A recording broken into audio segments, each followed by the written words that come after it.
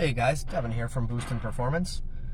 We're in this customer's 2003 Evo 8 and we incorporated some pretty cool features that I thought you guys would appreciate.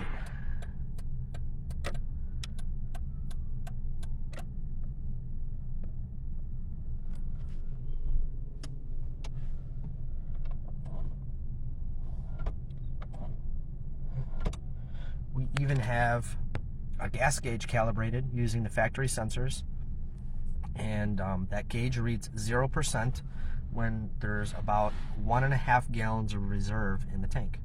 So it's kind of like a factory setup, gives the customer a little bit of reserve.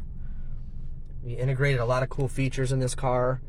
We got a Quaife transmission, strain gauge, drive-by-wire throttle body. A lot of cool stuff. I'll be showing you guys some videos on that.